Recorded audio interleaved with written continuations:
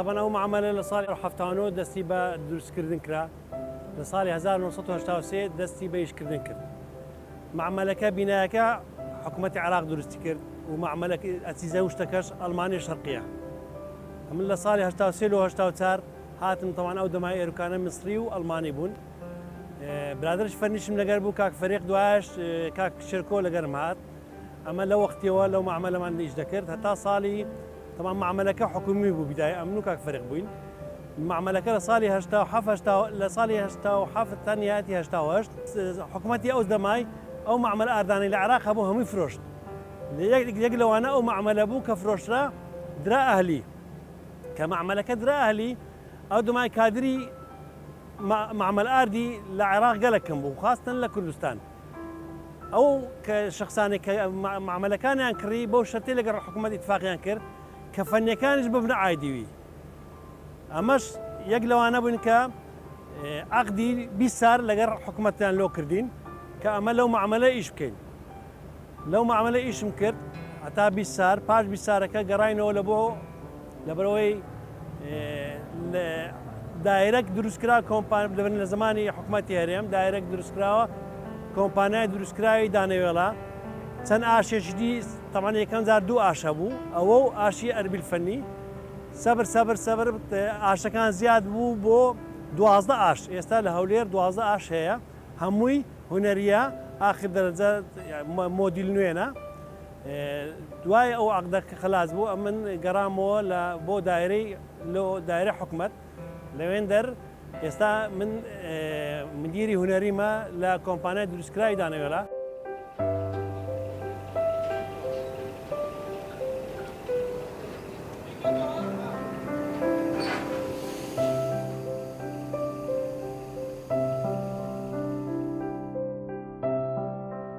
ئەو کارگەیە ئارد دروست دەکا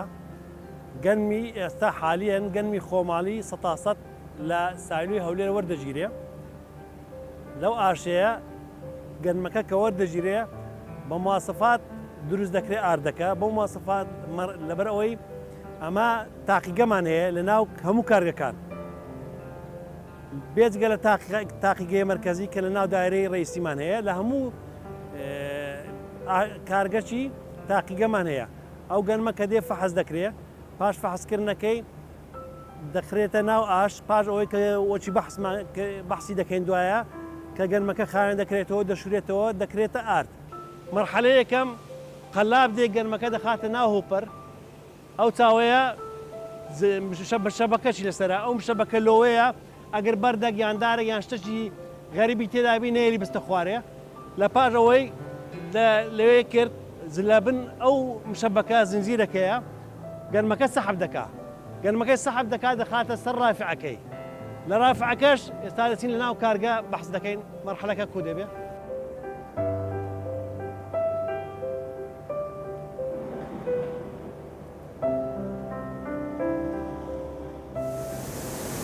ئەوە قوربانی گەنمیە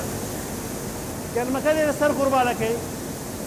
لەوێ دەکوانە 3 طەبەقە بێژیجی هەیە. مەرحەلەی یەکەم گەنمەکە دەستە خوارەیە ئەوەی لە گەنمی گەورەترە بەردوشتوایە دەستە لایەکی لێ وەردەگیرێ. مەرحەلەی دووەم ئەوە خۆر و فەلک و گلێنە و پارچەی گەنمی کەسر و ئەوانە لە گەنمەکە وەردەگیرێ هەتا گەنمەکەی خاوێن کاتەوە.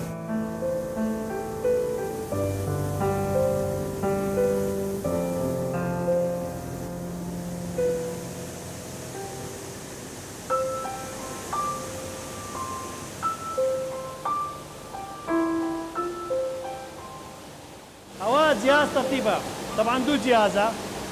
جيتي هي كهربائيه لمرحله او جهازي كده حساس جدير كان يسجل مكي اگر جنم بي اودي اگر جنم مكان ما اوتوماتيكيا او كده خوي دبري او جيتش او كبجيري نوعيتي جن مكي دكيوا طبعا هو مرتب هيك طحاني عشان قرار لسردا او درجه سندا برين 100 هەیە 200 250 300 بەجێرەی ئەو تەرکردنی گەنمەکە دەیەوێت تەحانەکە بەجێرەوی دەکەێت چکە گوتمان گەنم چژنەوە بە 2 مەرحەلەیە ئەوە جیازەکەیتی ئەوەش گەنمەکەی لە بنی سالۆ وەردەگری لێرکانە ئەوە حساسەکەیتی ئەو حساسە ئیعازەکەی داتە ئاوەکەی لەگەر گەنمەکەی تێکرد دەبی و ئەو حەلەزۆنیە گەنمەکەی تێکرد دەکا دەخاتە ناو سایلۆیەکەی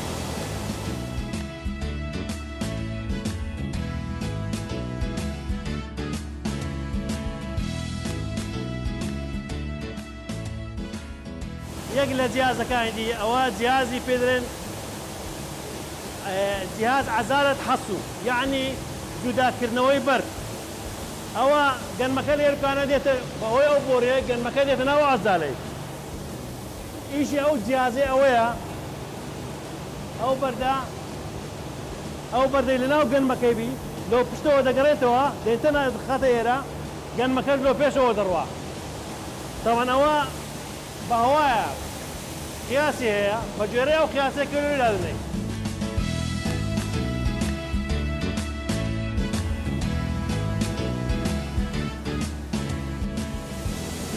ئەوە غەربیلە ئەوە هەوایەکەیتی هەموو هەوای لێ وەردەگری ئەو تۆزە طبعا عینەن ئەوەش عینەن غەربیلەکەی دیە بەس ئەوە ئەویان غەربیلی بدایی بوو ئەوە غەربیلی سالەویە تاقەیەوەی لەوەی کەمترە هەموو ئەو مەرحەلانە لە بۆیە هەتا پێمان بکرێ گەنمەکە خاوێن و لە نەتیجە بەس گەنم بمینێ هیچ مادەشی غەریبی لەگەر نەمینێ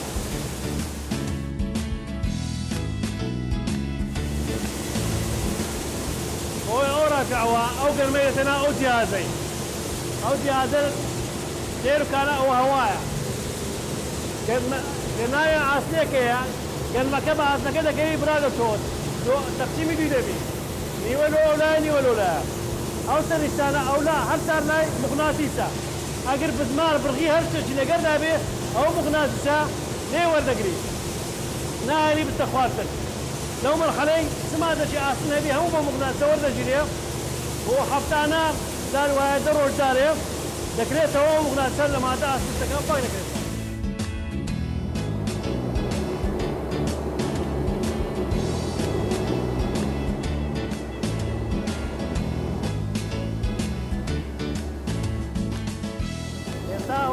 مرحلة دوما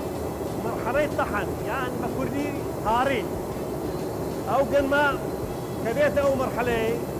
لفاز أوين لمرحلة كم خاين كرايتوا بهواي ببيجينجي سن جهازك معناه كلا مرحلة كم بحث مانكر لترايلي لسكاوري ل غربالي لعزالي طبعا المرحلة كم أو جهازنا هم شرح مانكر إيشي تيا أو كان ما بو مرحلة كذا كرويش دو همو دو دار الشوراي توا لقاته إيركان إستا مرحلة طحنة مرحلة هارين أوا يكم سلندرة بي 1 يعني كسر يكم أو كان ما إيركانا بعد أويكا طبعا كشوراي تو دو دار رتوبي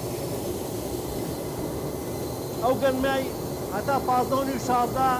دار وهلو شازوني يزبع بس كدبيت عار لمرحلة عاردي رتوبتين نابي لساردا بوين يكزاتر ببي طبعا أوا بينز مرحلة معنا هي بي 1 بي 2 بي سي بي 3 بي 4 بي 5 أو مرحلة كسر كان كسر يعني معناه كوي يعني بارتي جورا كلبات أو مرحلة كذا استقوارية ير كان برين أول مرحلة كما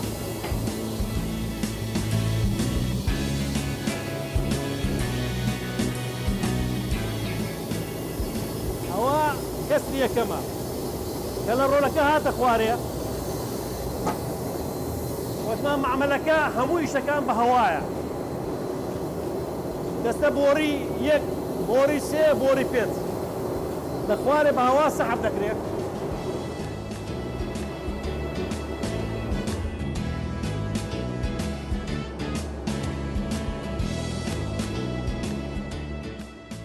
رولكا كجلمكي هاري دست خواري كتو خواري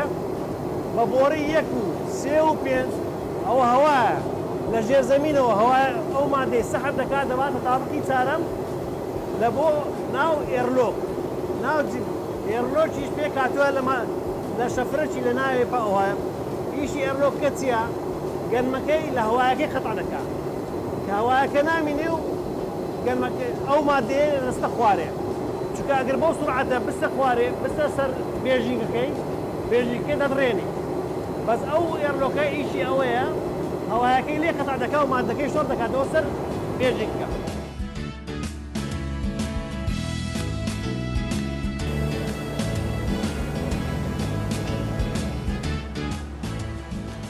ئەوە بۆ ڕێکانە یەک و سێ و پێنج کە لە خوارێ هاتیە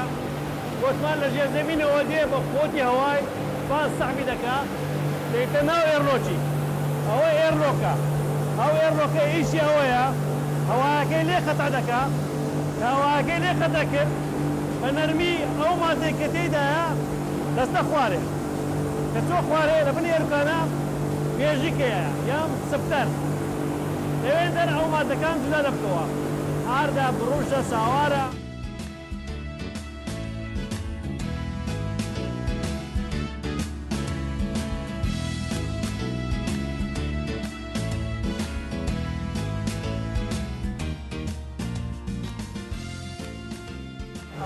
فانا لناي بشارك يا بشارك وشي مزخي بشاري آوية سرعتك 2920 بو سرعة هواء شي بفوت ما لو درزك سحب لك دفع او ماذا لغير زميني والسحب دكا دينين لديتنا او يروكانا نظامي او معملي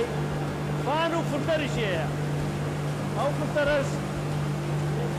مادة كي لعاردي مادة شليكا أو مادة لعاردك وردقري زايدا أو هواي كزيادة بلا معمل وهو أو بنا أو فلترانا تستدري معمل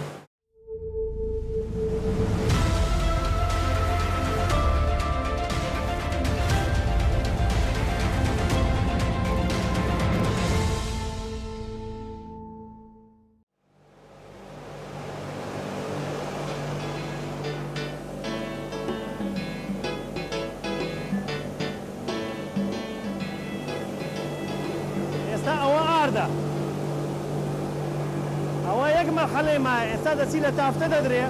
بێژینگەکە زۆر وردە پاش ئەوەی لە تافتە درا ڕاچەند بە جێرەی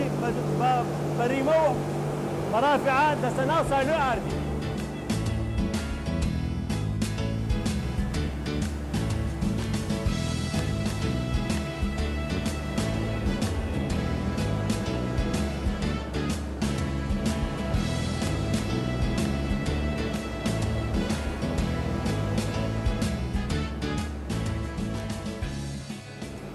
أو معملة هر سفتري هي هر سفتري هر دركة هي هر دركش يزداد تكمزة هي أو تكمزانا بيجينجي تيدا طبعا أو بيجينجا لأصل شركة داينا برنامج جدانا بس ده بجوري كأوي كإشيلو دكين مثلا يستعمل لبو حكومة ديش دكين حكومة دريب بنزال جيجيو دي إكس بكاربينا أو ناوي رقمي بيجين كانا هەردەسی ئاشەوانەکە تەحانی ئەو معمەلەی بەرنامجێکی لە خۆی دادنێ بە گوێرەی ئەو نزبەی کە حکوومەت داوا لێ دەکات 100 تەن گەنمی مەسەلەن وەردەگری 80 تەن دەی بکاتە ئارد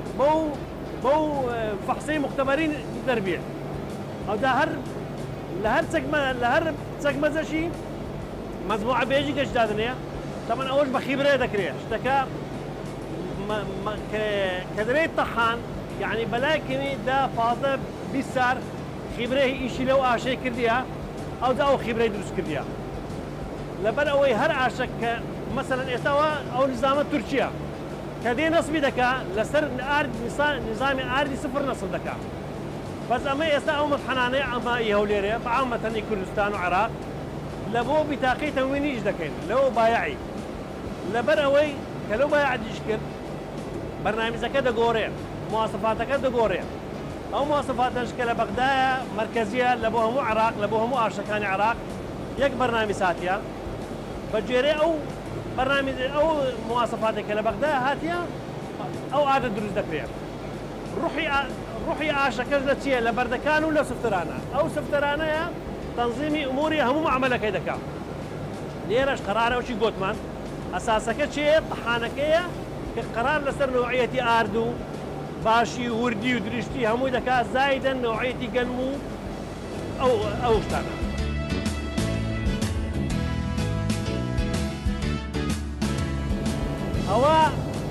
ئەوە جا گوتمان کەسری یەکەمە ئێستا ئەوە دەبتا دەستە سەر کەسری دووەم ئەو مادەیە ئەوە خەشنە کەسری یەکەم دەستە B1 B2 B3 B4 B5 ناعیمەکەش دەوجە دەبی لەسەر GR و ریداکشنەکان ریداکشنمان هەیە یەک ریداکشن دوو ریداکشن سێ ریداکشن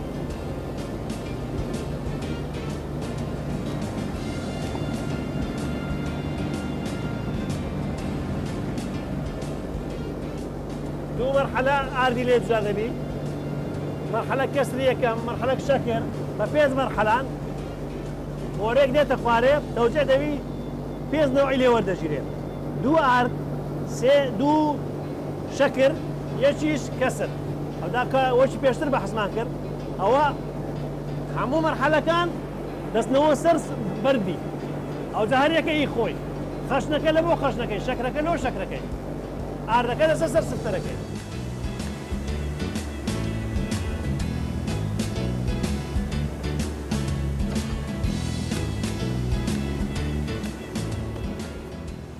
ئەو تابخە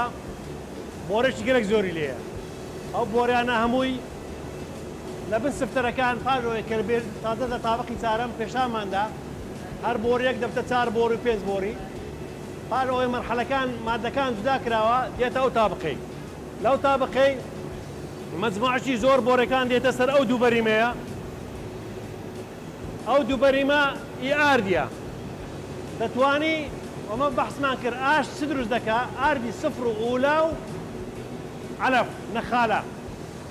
دەتوانی ئەگەر لە خۆت ئیشکەی لە ئەهلی ئەو دوو بەریمەیە بەکاربینی یەکیان لە بۆ ئاردی سفر یەکیان لە بۆ ئاردی ئولا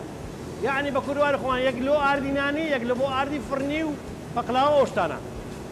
ئەو بۆریانە هەموو دێتە سەر ئەو دوو بەریمە ئەو مەجموعەی زۆر ئەو دوو بەریمە دەستە ژێر زەمین ئەمە گوتمان ئەو معاملە هەمووی بە هەوایە لە ژێر زەمین بە هەوا سەحب دەکرێت بە 6 بۆری دەباتە تابقی پێنجەم تابقی پێنجەم بە ئێرلۆک هەوایەکەی لێ قەتع دەکرێت دەستە سەر سفتەر سەر بێژینکان ئەوەی تازە کە بەحسمان کرد لە تاوەقەکەی دی لەوێن دەر ئاردەکەی بە سافی لێ وەردەگیرێ دەستە ناو قاتیل حەشەرات لە قاتیل حەشەرات لەوێن دەر لە بۆ ناو سالی ئاردی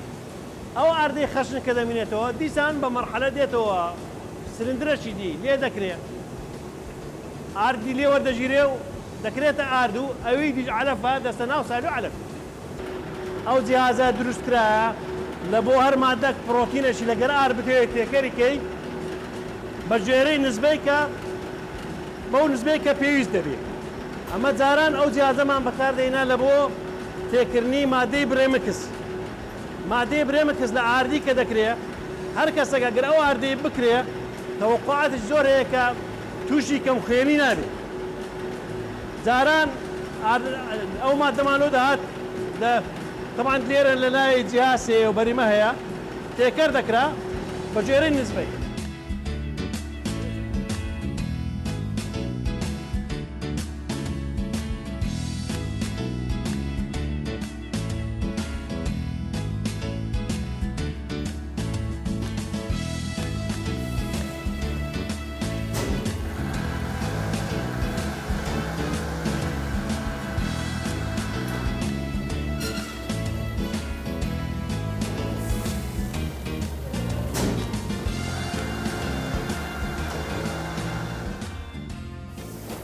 دوو خەتی تعبیە ئۆتۆماتیکە ئەو خەتانە هەردوو ئیتالیا فەردەی تێدەخا 50 کیلۆی دێتە نایە کە 50 کیلۆی هاتە نایە لێرکان دێتە خوارێ ئەو وەرەقەیە دەخاتە نایە ئەوە تاریخی ئەو ڕۆیە 24 کانونی دووەم 2017 ئەو دەخرێتە ئەو فەردەی لێرەش بە کارەبایی بۆ قاشەی فەردەکە دەستە خوارێ لەوێن دەرێت لۆ ناو ئەمبار هەیە دەستە سەر ڕەمپەی ئەمبارەکان فەردەکەی دەخەنە ناو لۆری طبعاً ئەو وەرەقەیە هەموو فەردەک دەبی تێدا بێت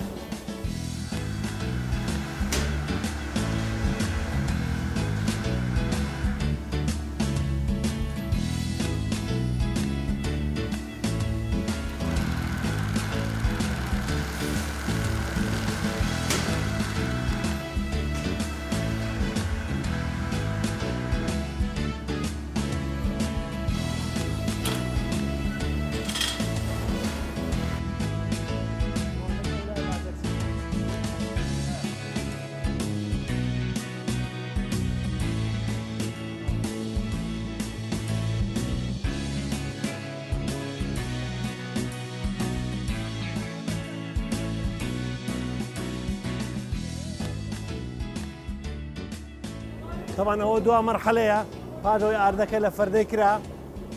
دخلتنا أو لوريانا لو لوريانا دنير لبو بايع أردي بايع أرديش منطقي هوليري هموي يعني لهوليري لنا هوليري بقرا حتى حاجة مران بقضاء وبناحية كان هموي